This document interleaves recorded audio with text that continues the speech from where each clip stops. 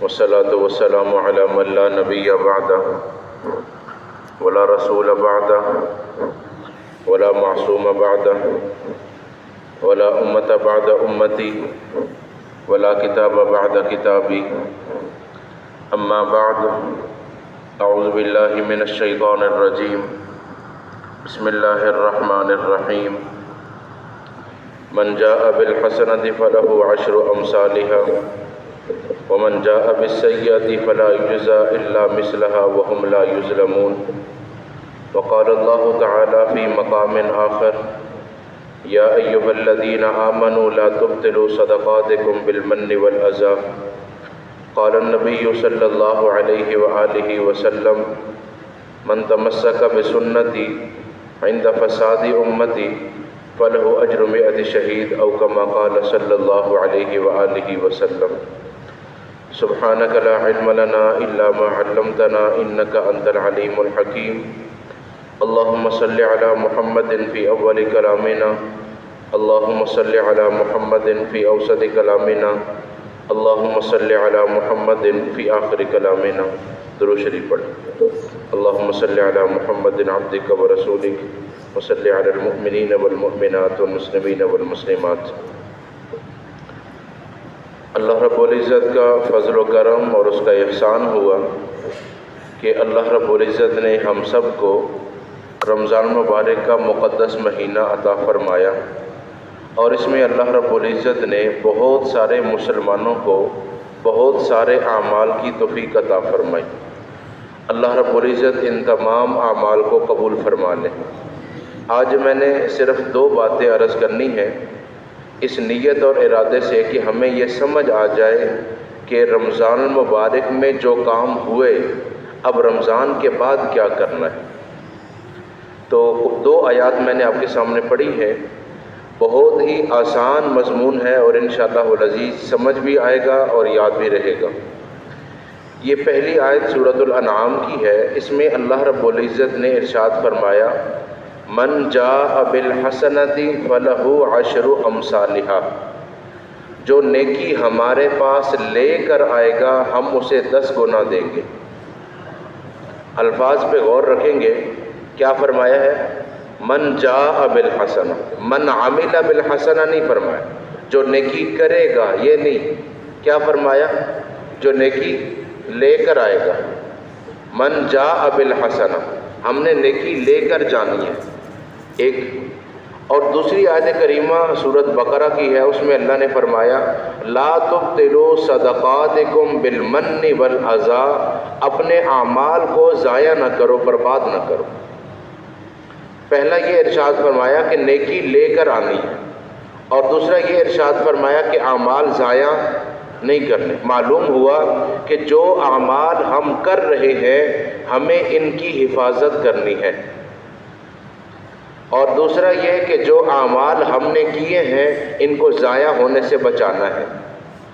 اگرچہ مفہوم ایک ہی ہے کہ حفاظت ہو، لیکن قرآن پاک نے جب 2 حکم دیے ہیں اس لیے میں دونوں کی وضاحت کرنا چاہ رہا ہوں کہ ایک یہ فرمایا نیکی لے کر آنی ہے، دوسرا عمل ضائع نہیں ہونا.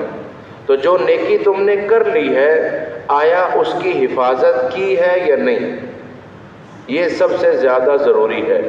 ورنہ ایسا ہوگا کہ بہت سارے لوگ بہت سارے اعمال کرنے والے اور حتیٰ کہ اعمال وہاں تک پہنچانے والے تب بھی ان کے اعمال برباد ہو جائیں گے. مشہور حدیث آپ نے سنی ہے. رسول اللہ صلی اللہ علیہ وسلم نے فرمایا: میری امت کا مفلس کون ہے؟ جی آگے ذہن میں سارے اعمال لے کر آیا ہے، پہاڑوں جتنے اعمال لایا ہے، لیکن کسی کو گالی دی ہے، کسی کی غیبت کی ہے، کسی کے ساتھ بغض رکھا ہے، کسی کا حق دبایا ہے. یہ ساروں کو اعمال دیے جائیں گے یہاں تک کہ اعمال ختم ہو جائیں گے، حقدار باقی ہوں. پھر ان کے گناہ اس کی کمر پر رکھے جائیں گے. جو نیکیوں کے پہاڑ لے کر آیا تھا وہ گناہوں کے بوجھ لے کر جہنم کی طرف جاتا. یہ ہے مفلس. اور دوسری حدیث نسائی شریف کی ہے. رسول اللہ صلی اللہ علیہ وسلم نے فرمایا: ایک بندہ تہامہ کے پہاڑوں کے بقدر اعمال لے کر آئے گا قیامت والے دن، اور اللہ رب العزت فرمائیں گے کہ تو لوگوں کے سامنے تو اعمال کرتا تھا اور تنہائی میں جا کر گناہ کرتا تھا. لوگوں کے سامنے اعمال کر رہا تھا اور تنہائی میں جا کر گناہ کر رہا تھا. تجھے لوگوں سے حیا آتی تھی، میری ذات سے نہیں؟ جی، لوگوں کے سامنے گناہ کرنے سے ڈرتا تھا، حیا کرتا تھا، میری ذات سے نہیں. یہ سارے اعمال آج تیرے برباد ہوتے. تو معلوم ہوا کہ نیکی کرنی ہے، لیکن اصل کیا ہے؟ اس نیکی کو جو اللہ نے توفیق دی ہے اب اسے بچانا ہے اور حتیٰ کہ قبر تک لے کے جانا ہے. تو یہ امید ہے آپ کو اتنی بات سمجھ آ گئی کہ ہم نے جو اعمال کیے ہیں اب ہم نے ان اعمال کی حفاظت کرنی ہے اور ان کو ضائع ہونے سے بچانا. اب یہ اعمال کی حفاظت کیسے ہوگی اور یہ ضائع ہونے سے کیسے بچیں گے؟ اگر آپ قرآن و سنت میں غور کریں گے تو آپ کو اس حوالے سے جو باتیں ملیں گی ان میں پہلی بات فرمایا جو اعمال ہو گئے ان پر اللہ کا شکر ادا کرو.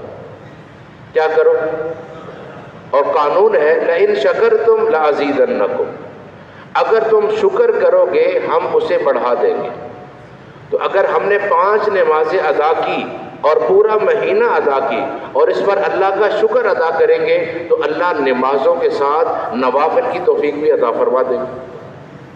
اللہ نے ہمیں تلاوت سننے کی اور کرنے کی توفیق دی ہے، اللہ بعد میں ذکر کی توفیق بھی عطا فرما دیں گے. اللہ نے کچھ اعمال کی توفیق دی ہے، اس پر شکر ادا کریں گے اللہ اور زیادہ اعمال کی توفیق عطا فرما دیں گے. تو پہلا کام کیا ہے جی؟ ہوں تو روزے ختم ہو گیا نا جی، ابھی بھی لگا ہوا روزہ یار. ہوں تو عید ہو گئی، کل کھایا پیا بھی ہے ماشاءاللہ جی، کھایا ہے نا یار. میں نہیں پوچھتا کیا کھایا تو ہے، تو کم از کم خوشی تو نظر آنی چاہیے جی. اچھا، کیا پہلی چیز کیا ہے جی؟ شکر ادا کر. پہلی چیز کیا ہے؟ اے اللہ جو اعمال ہوئے وہ محض آپ کی توفیق سے ہے، ہم اس پر آپ کا شکریہ ادا کرتے ہیں اور اس شکریہ سے مانگتے یہ ہے کہ ان اعمال کی توفیق ہمیں بعد میں بھی عطا فرما. تو پہلی چیز کیا ہوئی؟ شکر ادا کرنا. دوسری چیز ہے محاسبہ. ہر ایک اپنا محاسبہ خود کرے کہ اس رمضان میں جو اعمال کرنے چاہیے تھے اور میں نہیں کر سکا اس کی کیا وجہ تھی. سمجھ رہے؟ مجھے جو کرنا چاہیے تھا میں نے کیا ہے بہت سارا، لیکن جو نہیں کر سکا اس کی کیا وجہ تھی. رمضان کا مقدس مہینہ آیا اور میں وہ نہیں کر سکا. یا اس سے آسان محاسبہ میں عرض کرتا ہوں، آپ نے ناراض نہیں ہونا، یہ میں پہلے عرض کر دوں آپ کی خدمت میں. پہلا محاسبہ تو یہ ہے نا کہ جو اعمال رمضان میں کرنے چاہیے تھے میں نہیں کر سکا، نہ کرنے کی کیا وجہ تھی. یہ تھوڑا سا مشکل ہوگا کہ کون کون سی چیزیں تھی جو میں نے کی اور کون کون سی میں نہیں کر سکا. یہ محاسبہ آسان ہے کہ رمضان سے ایک دن پہلے میں جس جگہ پر تھا کیا آج میں دوبارہ وہیں تو نہیں کھڑا جی؟ میری طرف دیکھیے گا. رمضان سے ایک دن پہلے میں جس جگہ پہ تھا کہ اس وقت میری نمازوں کی کیفیت کیا تھی. میں کوئی جماعت سے پڑھ رہا تھا، کوئی بغیر جماعت کے، کبھی پانچوں پڑھ رہا تھا، کبھی پانچوں چھوٹ رہی تھی. میں اس سے پہلے قرآن نہیں کھول رہا تھا، میں اس سے پہلے نظر کی حفاظت نہیں کر رہا تھا، میں اس سے پہلے لایانی کاموں سے اپنے آپ کو بچا نہیں رہا تھا. یہ رمضان سے ایک دن پہلے کی زندگی ہے. پھر آیا رمضان مبارک کا مہینہ، میں نے ذکر بھی شروع کیا، میں نے تلاوت بھی شروع کی، میں نے نظر کو بچانا شروع کیا، میں نے اپنے موبائل سے وہ تمام چیزیں ہٹا دیں جو گناہ کی طرف لے جانے والی تھی. میں نے پورا مہینہ صحیح گزار لیا. آج رمضان کے ایک دن بعد میں دوبارہ وہیں تو نہیں کھڑا جہاں پہلے تھا جی. یہ محاسبہ ہم نے کرنا ہے. اگر تو ایسا ہی ہے، اللہ نہ کرے ایسا ہو، اللہ ہم سب کے حال پہ رحم فرمائے. اگر ایسا ہے کہ میں اسی جگہ پر ہوں تو ایک مہینہ جو میں نے سفر کیا ہے اور 15 گھنٹے بھوک پیاس میں نے برداشت کی ہے، اور رات 1 گھنٹہ، سوا گھنٹہ، 1.5 گھنٹہ میں کھڑا ہوا ہوں، اور میں نے پورا قرآن سنا ہے، اور اس کے بعد بھی میں وہیں پر ہوں جہاں 1 دن پہلے تھا، تو اس کی 2 ہی وجہ ہو سکتی ہے۔ پہلی وجہ، جو نسخہ بتایا گیا تھا وہ صحیح نہیں۔ جی اللہ نے فرمایا کتب علیکم الصیام کما کتب علی الذین من قبلکم لعلکم تتقون، یہ میں نسخہ دے رہا ہوں کہ 1 ماہ کے روزے رکھو، تمہارے اندر تقوی پیدا ہوگا۔ تو اگر یہ پیدا نہیں ہوا تو اس کی پہلی وجہ کہ نسخہ ٹھیک نہیں تھا، اور اللہ سے 1000 دفعہ توبہ کر کے یہ کبھی نہیں ہو سکتا کہ نسخہ ٹھیک نہ ہو۔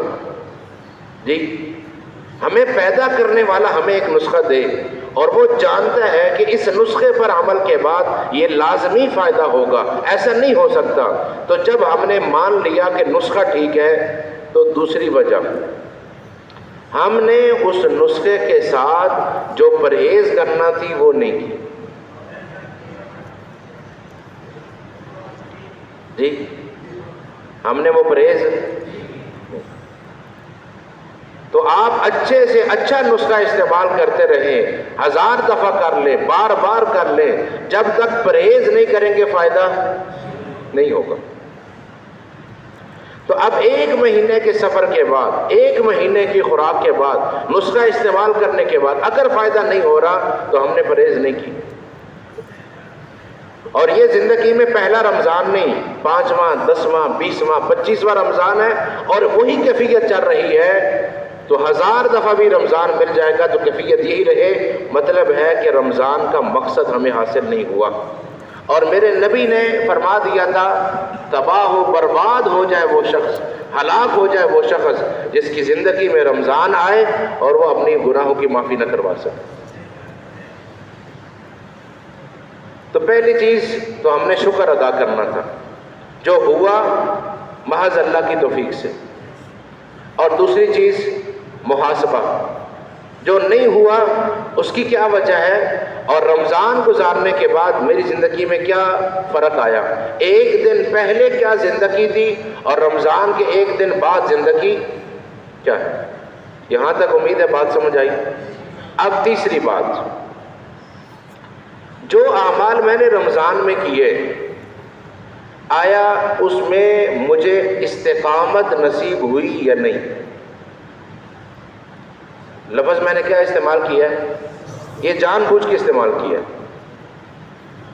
استقامت مجھے نصیب ہوئی، کیونکہ ہم استقامت عام طور پہ سمجھتے ہیں استقامت ایمان میں ہوتی ہے، چونکہ ہمارے سامنے آیت ہے ان الذین قالوا ربنا اللہ ثم استقاموا، کہ جب یہ کہہ دیا کہ میرا رب اللہ ہے پھر اس پر ڈٹ جاؤ، استقامت اختیار کرو۔ تو ہمارے ذہن میں یہ ہے کہ استقامت ایمان پر ہے، ان الذین قالوا ربنا اللہ ثم استقاموا فلا خوف علیہم ولا هم یحزنون، استقامت ایمان پر ہے۔ حضرت سفیان بن عبداللہ رضی اللہ عنہ نے مسلم شریف میں رسول اللہ صلی اللہ علیہ وسلم سے سوال کیا، یا رسول اللہ صلی اللہ علیہ وسلم مجھے ایمان اور اسلام میں ایسی بات فرمائیں کہ اس کے بعد مجھے کسی سے پوچھنا نہ پڑے۔ تو آپ نے کیا فرمایا تھا، قل آمنت باللہ ثم استقم، یہ کہہ کہ میں اللہ پر ایمان لایا پھر اس پر استقامت اختیار کر۔ اب آپ مجھے فرمائیے گا، کیا یہ کہنے کے بعد کہ میں اللہ پر ایمان لایا کوئی اور عمل ہے یا نہیں؟ جی ہے یا نہیں ہے؟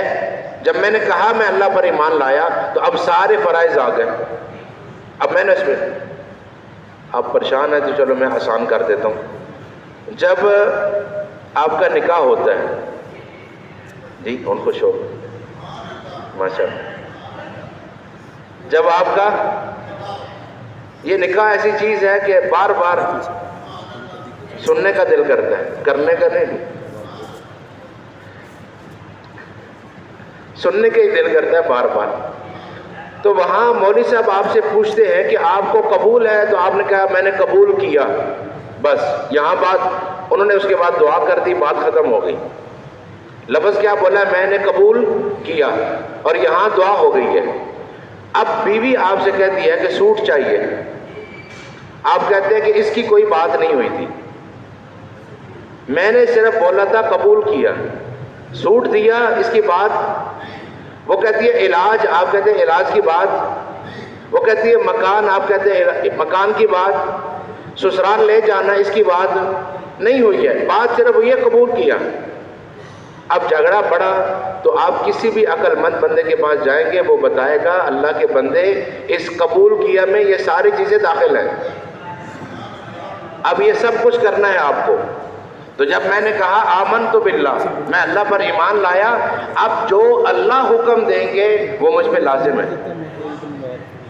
اچھا، آج ایک جملہ نہ، میں 10 بستہ گزارش کرنے لگا ہوں، یہ جملہ اتنا دہرائیں، اتنا دہرائیں، اتنی دفعہ کہہ دیں کہ یہ پکا ہو جائے، دین کا کوئی حکم آنے کے بعد میں اس میں تعویل نہیں کروں گا۔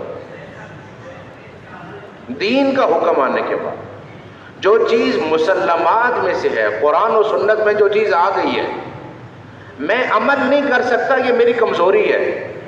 یہ کیا ہے؟ یہ میری کمزوری ہے، میں اس پر نادم ہوں، لیکن میں اس کی تعویل نہیں کروں گا۔ تعویل کا کیا مطلب ہے؟ اصل میں عمل نہیں کرنا چاہتا، لیکن میں اس پر باتیں بناتا ہوں۔ آپ نے کسی کو کہا بھائی نماز پڑھا کرو، وہ کہا میں نے بڑے نمازی دیکھے۔ جی، اس کا کیا تعلق ہے کہ نماز آپ پر فرض ہے اور آپ نہیں پڑھ؟ میں نے بڑے نمازی دیکھے، میں نے بڑے دیندار دیکھے، میں جانتا ہوں جی سب کو۔ اس کا کیا تعلق بنتا ہے؟ جی، آپ یہ کہہ سکتے ہیں بھائی میں اللہ سے توفیق مانگتا ہوں، اللہ مجھے دے دے، میری کمزوری ہے، میں نماز نہیں پڑھ سکتا، یا میں کوشش کروں گا۔ تعویل کرنے کا مطلب یہ ہے آپ وہ حکم نہیں ماننا چاہتے، اور فرض کا انکار کرنے والا اسلام سے نکل جاتا ہے۔ یہ میں نے ایک مثال دی ہے، اسی طرح باقی ساری مثالیں آپ لے لیں، جو بھی کام کہا جائے۔ اور یہ سمجھیے گا، اب بات اس طرف آ گئی، یہ جو میں نے حدیث پڑھی ہے خطبے میں، رسول اللہ صلی اللہ علیہ وسلم نے فرمایا من تمسک بسنتی عند فساد امتی، جو میری سنت کو مضبوطی سے پکڑ کے رکھے جب امت میں فساد ہو، فلہ اجر 100 شہید، 100 شہیدوں کا ثواب۔ کتنا؟ 100 شہیدوں کا ثواب ملے گا ایک سنت پر۔ تو 2 سنتیں ہو گئی، 200 شہید ہو گئے، 3 سنتیں، 4، جتنی اللہ آپ کو توفیق دے۔ اب سوال سمجھیے گا، محدثین نے انتہا کی ہے رسول اللہ صلی اللہ علیہ وسلم کے فرامین میں سوچنے کی اور اسے کھولنے کی۔ آپ نے کیا فرمایا؟ کتنا ثواب ملے گا؟ 100 کتنا جی؟ شہید فرمایا، 100 نمازی نہیں فرمایا، 100 حاجی نہیں فرمایا، 100 روزے دار نہیں فرمایا، یہ 100 شہید کیوں فرمایا؟ میری طرف دیکھیے گا، یہ جو فرمایا نا کہ اسے ایک سنت پر عمل کرنے میں کتنا ثواب ہے؟ 100 شہیدوں کا۔ یہ 100 شہید نہیں کہ لفظ کیوں ہے؟ یہ بھی فرما سکتے ہیں 100 نمازیوں کا ثواب ملے گا، 100 حاجیوں کا ثواب ملے گا، 100 روزے داروں کا ثواب ملے گا، شہید فرمایا۔ محدثین کہتے ہیں رسول اللہ صلی اللہ علیہ وسلم وضاحت فرمانا چاہتے ہیں کہ جب تم جان ہتھیلی پر رکھ کر اللہ کے لیے دینے آ گئے ہو، اب تیر کہاں سے آئے اس کی پرواہ ہوتی ہے؟ کون سا تیر آئے پرواہ ہوتی ہے؟ تیر کون مارے پرواہ ہوتی ہے؟ زخم کہاں لگا ہے پرواہ ہوتی ہے؟ اب انسان پرواہ نہیں کرتا، وہ تیار ہے کہ میں جان اللہ کے لیے دینا چاہتا ہوں۔ کتنا زخم آیا، کتنا زخم لگا، وہ کتنا زخمی ہوا، اس کی پرواہ۔ اب آپ نے سبحان اللہ کہہ دیا، جلدی سے ایک بات سنیے گا، غزوہ احد میں رسول اللہ صلی اللہ علیہ وسلم نے تلوار اٹھائی، فرمایا اس کا حق کون ادا کرے گا؟ زیاد بن سکن رضی اللہ عنہ کھڑے ہوئے، دبلے پتلے صحابی ہیں، جی میں، فرمایا بیٹھ جاؤ، کوئی اور طاقتور بندہ کھڑا ہو، کون حق ادا کرے گا؟ پھر کھڑے ہو گئے، پھر کھڑے ہو گئے، جب 3 دفعہ کھڑے ہوئے تو آپ نے فرمایا یہ لو تلوار، اور اس کا حق یہ ہے کہ جب تک تمہارے جسم میں خون جاری ہے، روح ہے، تم نے میرے خیمے کے باہر پہرا دینا۔ اب تلوار لے لی ہے، 3 دفعہ کھڑے ہوئے ہیں، نبی سے وعدہ کر لیا ہے، دروازے کے باہر کھڑے ہیں۔ آپ سیرت ہشام میں دیکھیں 93 زخم آئے ہیں زیاد بن سکن رضی اللہ عنہ کو۔ کتنے؟ 93 زخم، گر گئے، خون جاری ہے، جسم کے ہر حصے سے خون جاری ہے۔ اور حضرت طلحہ رضی اللہ عنہ، حضرت زبیر رضی اللہ عنہ زخمیوں کو باہر لے جانے کے لیے ان کی ڈپٹی ہے، ان کو اٹھایا کہ باہر لے جاؤں، تو کہنے لگے میں نے اپنے نبی سے وعدہ کیا تھا کہ جب تک جسم میں جان ہوگی پہرا دوں گا، خدا کے لیے مجھے یہاں خیمے کی لکڑی کے ساتھ سہارا دے کے کھڑا کر دو، باہر لے کے نہ جاؤ۔ کیوں؟ میں نے کہا ہے جب تک روح ہے میں پہرا دوں گا یہاں۔ جی اب 93 زخم لگ چکے، اب تو بس کرو۔ کریں نہیں، بات زخموں کی نہیں ہوئی ہے، بات جسم سے روح نکلنے کی ہوئی ہے۔ جی بات کس کی ہوئی ہے؟ جسم سے روح۔ تو جب آپ میدان میں آ گئے، جان دینے کے لیے تیار ہو گئے، اب تیر کہاں سے آ رہا ہے، تلوار کہاں سے لگ رہی ہے، گولی کہاں سے آ رہی ہے، مارنے والا کون ہے، وہ گولی کون سی ہے اور کس گن سے نکلی ہے، اس کی پرواہ نہیں، اب میں جان دینا چاہتا ہوں۔ رسول اللہ صلی اللہ علیہ وسلم نے جب فرمایا نا من تمسک بسنتی عند فساد امتی، جو میری سنت پر عمل کرے گا 100 شہیدوں کا ثواب۔ فرمایا جب سنت پر عمل کرنے کے لیے تیار ہو گئے ہو، اب تانے کی پرواہ کیوں کرتے ہو؟ کون دے گا اور کہاں سے دے گا اور کون دینے والا ہے اور کیا تانا دے رہا ہے، اب کیوں سوچ رہے ہو؟ جی صحابی کی والدہ، بڑا پیار ہے عمر بن عاص رضی اللہ عنہ کو اپنی والدہ سے، بڑی محبت ہے، اسلام قبول کر لیا ہے، والدہ نے کھانا چھوڑ دیا کہ جب تک یہ کلمہ نہیں چھوڑے گا میں کھانا نہیں کھاؤں گی، کلمہ نہیں چھوڑا۔ پھر والدہ نے سائے میں بیٹھنا چھوڑ دیا، دھوپ میں آ گئی کہ جب تک یہ کلمہ نہیں چھوڑے گا میں سائے میں نہیں جاؤں گی، بڑی محبت ہے ماں سے، نہیں آئے، کلمہ نہیں چھوڑا۔ پھر وہ گھر سے باہر آ گئی۔ عرب میں غیرت بہت بڑی چیز تھی، ماں ہے اور سارے علاقے میں مشہور ہے، ماں کا بہت خدمت گزار ہے۔ اب ماں باہر آ گئی ہے، میں اندر نہیں جاؤں گی جب تک کلمہ نہیں چھوڑے گا۔ اب وہ صحابی آئے اور کہا اماں ایک جان ہے تیرے جسم میں، ایک 100 جانیں بھی ہو نا اور اسی طرح دے دو، میں تب بھی کلمہ نہیں چھوڑوں گا، میں تب بھی کلمہ نہیں چھوڑوں گا، میں کلمہ میں نے ادھر دیکھی، کوئی بات نہیں ادھر دیکھی، میں کلمہ 100 جانیں بھی دے دو۔ ماں آرام سے اندر آ گئی اور اللہ نے ان کی شان میں قرآن کی آیت اتاری۔ یہ لوگ بھی ہیں جنہوں نے کلمہ پڑھا ہے، پھر ان کے سامنے رشتوں کی اہمیت بھی نہیں رہی۔ تو اب جب سنت پہ عمل کرنا ہے جی، یہ بھی نمازی ہو گئے، اب آپ بھی نماز پڑھیں گے، اب آپ بھی مسجد میں جائیں گے، اب آپ نیک ہو گئے، ہمارے سامنے آپ پڑھیں، ہم جانتے ہیں آپ کو۔ اور وہ ایک مشہور جملہ بولتے ہیں نا، بلی حج پہ گئی کیا کر کے؟ 100 چوہے کھا کے۔ اب چھوڑ دیا جی نماز۔ یہ نمازی بنا ہوا ایک جملے سے یہ ذہن میں رکھیے گا، بہت سارے لوگ میں نے دیکھے کہ جو مسجد میں آتے ہیں نماز پڑھنے کے لیے اور نماز چھوڑ دی، کیوں؟ جی فلاں بندے نے یہ بات کی۔ بھائی آپ اس بندے کے لیے آئے تھے اللہ کے لیے آئے تھے؟ جی یہ تو اللہ آپ کو کہے نا کہ کیوں آئے ہو، پھر تو ٹھیک ہے پھر جاؤ۔ جی آپ اللہ کے گھر میں اللہ کا حکم پورے کرنے آئے، اب کسی بندے نے کہا بندے کی پرواہ کیوں کر رہے ہیں آپ؟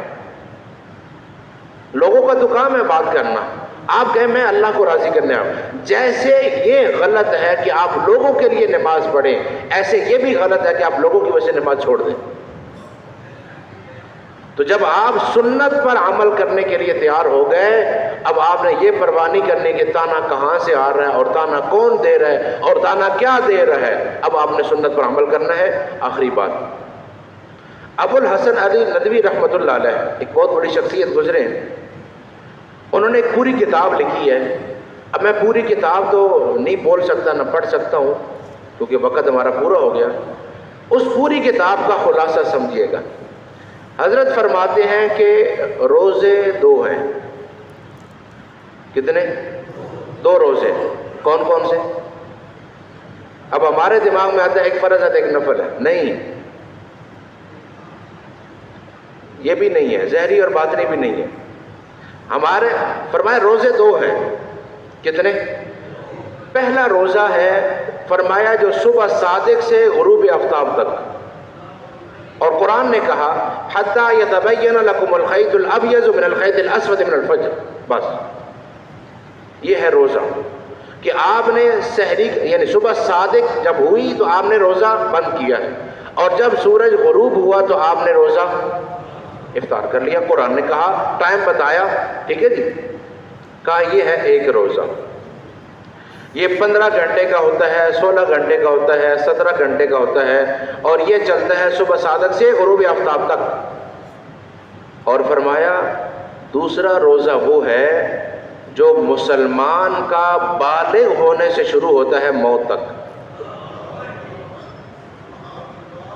اور کیا فرمایا وَاعْبُدْ رَبَّكَ حَتَّى يَأْتِيَكَ الْيَقِينُ، عبادت کر جب تک کہ موت نہ آ جائے، حَتَّى يَتَبَيَّنَ لَكُمُ الْخَيْطُ الْأَبْيَضُ اور حَتَّى يَأْتِيَكَ الْيَقِينُ، دونوں کی حد اللہ نے بیان کی ہے۔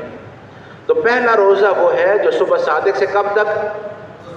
غروب آفتاب تک، اور دوسرا روزہ مسلمان کا بالغ ہونے سے موت تک۔ اب حضرت کا ایک جملہ سنیے گا، فرماتے ہیں یہ روزے 2 ہیں،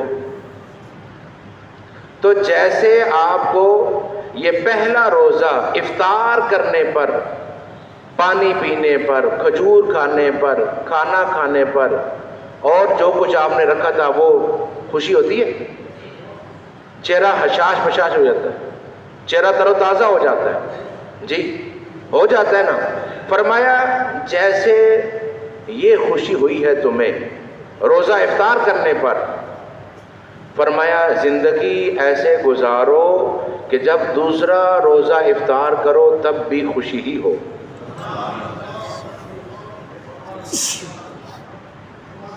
جی، اور اس کو بھی قرآن نے بیان کیا، وجوہ یومئذ ناظرہ الی ربہا ناظرہ، روزہ افطار کرتی چہرہ کھل اٹھتا ہے، فرمایا جب موت آئے گی اپنے رب کا دیدار کریں گے، ان کے چہرے بھی کھل اٹھیں گے، یہ بھی تر و تازہ ہو جائے۔ تو ایک رمضان تو ایک روزہ تو ہو گیا مکمل چاند نظر آنے سے، دوسرا روزہ ابھی ہمارا جاری ہے، دوسرا روزہ ہمارا جاری ہے۔ اب کوشش یہ کرنی ہے کہ جب یہ افطاری ہو ہمارا رب ہم سے راضی۔ اللہ عمل کی